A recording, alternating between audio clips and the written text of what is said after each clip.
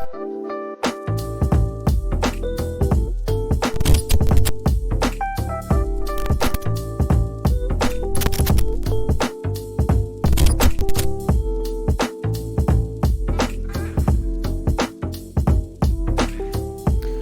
and gentlemen, welcome to this edition of Front Row. I'm joined by Mr. Aleksi Aleksishvili, who is currently the Chairman and CEO of Policy and Management Consultancy Group.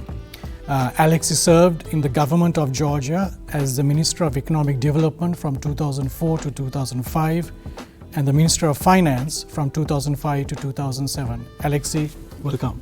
Thank you. It's good to have you on the program. Aleksi, I want you to cast your mind back to 2003, 2004. You all got into government. Georgia went through a set of very radical reforms from a structural point of view, from an economic point of view, from a labor point of view. At a very high level, can you talk about some of the structural reforms that you all did in Georgia? And that may be a good starting point for the discussion. Thank you. Thank you, Naveen. This is my first time in Sri Lanka, so I'm very happy being here, and brilliant country, brilliant people. So yes, you are absolutely right that in 2003, the situation in Georgia, late 2003, in November actually, that had happened. The idea was that there was almost a similar situation when people didn't have some kind of hope or perspective that something would be changed, and then there was a huge manifestation and protest in the street, and the current government resigned and then left the power, and then there was some kind of window of opportunity to pursue some new reforms and radical structural changes as well. So in this case, there are a lot of similarities with Sri Lanka's current situation when the institutions are not still working properly. They are not strong enough to pursue some specific reforms or policies which is needed. In that case, in Georgia, for example, the situation was exactly the same, and then the idea was how we could just address those one on a complex manner, since there is not only one particular sector in the problem, but many different sectors, including fiscal institutions, including law enforcement institutions, including trade and trade policy, state-owned enterprises, etc. So all these sectors and the institutions were in trouble, and the idea was how we could just address those ones. Of course, that's really very difficult when there is a very limited time to do that on a comprehensive way. But the idea is how we could start it from being to address or have a vision with a complex approach, have a consistent way to solve those one, and be as coherent as possible, so that if you do something, not just do opposite to this, right? So this is the idea to move on in that direction. And we see that in Georgia that even results were more or less achievable after 2-3 years right away. For example, the tax to GDP ratio has been increased dramatically from almost 12%, 11% to 27% in 2007, and then FDI increased by almost 10 times, etc. So GDP growth was more than 9% for 3 consecutive years, etc. So the idea is it possible to rearrange policies and then administration on a proper way? Yes, I believe this is possible, and we have those examples based on Georgia's example and also based on other countries' examples, because Georgia, we ourselves also started with the gaining some lessons from other countries, first of all, right? So Poland, Estonia, Slovakia, Singapore, etc. So this is exactly what has to be done. Sri Lanka has had a very poor record in terms of fiscal discipline, and certainly over the last couple of years, given the fact that we lost market access, the government has had to resort to excessive money printing. So as part of your reforms, what kind of measures did you all put in place to ensure that some sort of fiscal discipline is being carried out? Yes, I think this is one of the most important and core issue for the development of the country in general, economic development, because this is the matter of sustainability and this is the matter of the foundation. Since if there is no fiscal discipline, if there is no fiscal balance, then of course there is always the risk for macroeconomic stability, there is always a risk for fiscal instability. So Georgia's case was definitely like this, like, you know, we had really very huge shortage in public revenues, tax revenues, including, and we had a huge shortage in the spending side as well, like, you know, arrears in salaries, in pensions. We could not just, you know, deal with that.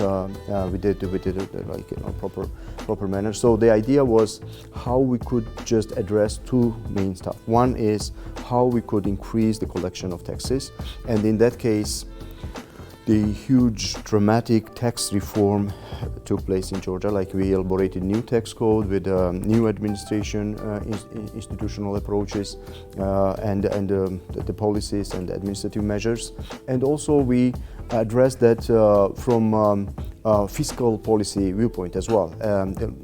Later on, when we increased the tax to GDP ratio, as I mentioned, from 12% to 27%, then there was a, like, you know, the common understanding that, you know, of course, I mean, we cannot just, you know, keep this growing, because the idea is that the philosophical approach in Georgia was to keep as low government as possible. So the idea is that we should just, you know, somehow set at the level of GDP. So, and that's why the idea was to introduce so-called fiscal rules. Fiscal rules is a kind of constitutional law, setting up some specific targets, saying that, you know, and indicators, saying that, for example, government expenditure should not exceed 30% of GDP for any fiscal year.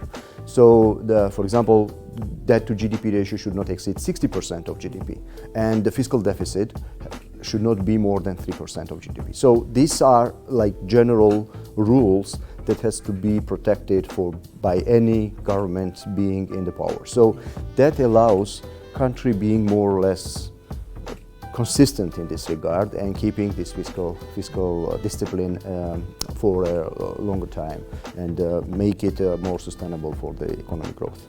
You talked about the government and how government expenditure was managed. You know, Sri Lanka is straddled with a very large bureaucracy, and I understand the case was very similar in Georgia.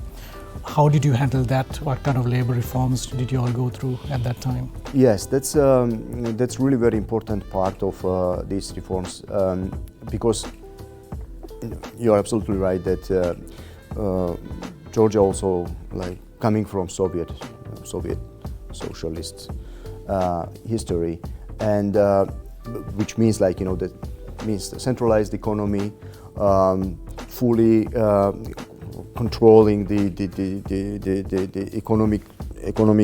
all economic aspects, and of course in this case bureaucracy itself is also kind of quite large, and everything is under all the kind of regulations by different forms, like whether this is licenses, permits, or doing some stuff by the bureaucracy itself.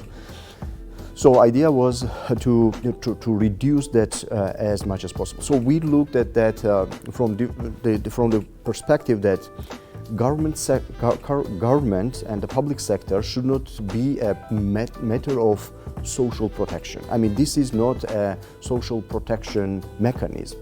The government and public sector provides really very important and significant public services, and these public services has to be as efficient as possible. So, and we have to focus on those particular functions that is needed, that has to be provided by the government, and then of course the number of people has to be decided according to this. So, and therefore the idea was that if there are institutions not having a proper function providing those services, they have to be eliminated. There is no other way, unfortunately, but there is no other way. So we have to be like we have to be more active in this regard if we really want to achieve this results as soon as possible. The idea is also that we could not in Georgia at that time, and even in Sri Lanka or any other place, it's not possible to increase salaries if we don't do this public sector reform. And to increase salaries, you need not only just to increase the revenue side, but also make this as efficient as possible on the expenditure side as well. So that was like the approach that we took. But there are a lot of specificities in each of these sectors, right? So in fiscal reform that was different, in public finance management different, and in other areas and sectors are different.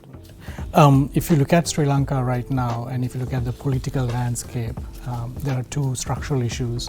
There's a trust deficit, where people don't trust politicians, partly as a result of corruption. Then there's a capacity deficit. If you look at the vast majority of the policymakers in Parliament, people believe that they don't have the intellectual capacity to truly understand and appreciate what needs to be done. When your government took over in Georgia, you all brought in a lot of fresh young blood. So how did you handle the trust issue, and how did you also then tackle the capacity issue as well? Yeah, I think very interesting and difficult also question in terms of because somehow this is also related to the culture and the environment or political environment that is constructed in the country, and also on the political leadership. Because on one hand, I understand that if we have some idea to improve existing politicians, I don't think this is doable, right? So they are on the level where they are right now. So this is what it is, right? The only idea is how we can, like citizens of any country, somehow get an impact or influence on political environment. And in this case, there might be different groups, different active political groups participating in the process. I just, we attended this very interesting session a couple of minutes ago, and there was some kind of, issues related to independence of some institutions. Of course, I understand this independence is an issue, but independence from what and from whom, right? So, because in many cases, independent body also might be corrupted and might be mismanaged, right? So the idea is not only independence per se, but accountability matters, right? So, and accountability matters in every aspect of this. And in this particular case, I think that overall development of political also landscape is based on not only development of the political group on one or two, but also development of overall political landscape, including like NGOs, non-profit entities, civil society groups, think tanks, etc. So those people being leaders, whether they are in business or in think tank or academia or somewhere else, they are then constructing the elite of the country, and they are making these decisions at the end. Aleksi, thank you very much. I think we have come to the end of the time that has been allocated to us. Thank you very much for coming to Sri Lanka, and I hope you enjoy the rest of your stay, which I think it's quite short, but I do hope that you will come and visit Sri Lanka sometime in the future. Ladies and gentlemen, thank you very much for joining us for another episode of Front Row. Do keep tuned for future episodes. Thank you.